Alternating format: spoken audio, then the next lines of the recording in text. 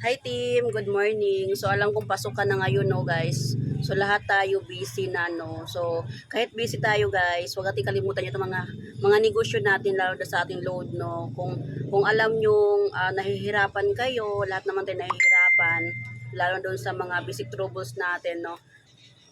Mag-aral lang po tayo, balikan lang po natin yung mga video ko dyan, sa mga naka-follow po dyan sa aking YouTube channel po, hanapin nyo na lang po yung video ko doon, kung ano po yung mga problema natin sa ating e-loading business po. Kasi ako, busy rin po ako, alam ko naman yon, aminado ako doon, hindi ko agad nasasagot yung mga tanong nyo, kung sakaling meron kayong tanong sa akin, saka guys, kung may tanong man kayo, doon na lang po tayo sa group chat natin guys no, wag na po personal, wag na po sa akin mag personal na PM po kasi matatabunan lang po guys.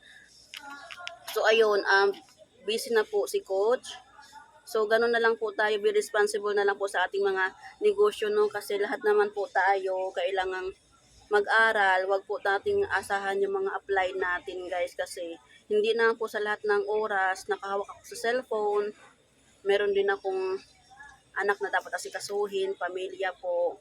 So, kung alam naman natin dito sa grupo, kung alam niyo po yung sasagot, tulong-tulungan po tayo dito, no guys, na wala po tayong dito, wala pong kanya-kanya, lahat po tayo dito tulong-tulong sa negosyo natin.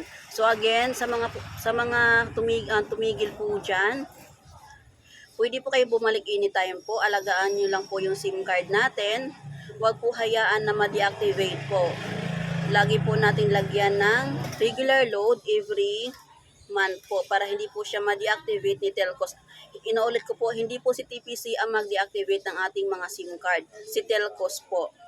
Kaya wag niyo sisihin si TPC ha. Si Telcos po yon. Once na ma-detect ni Telcos na 3 months, hanggang 3 months walang regular load yung inyong SIM card, unti-unti po yang mawawala ng signal hanggang sa ma-deactivate po siya.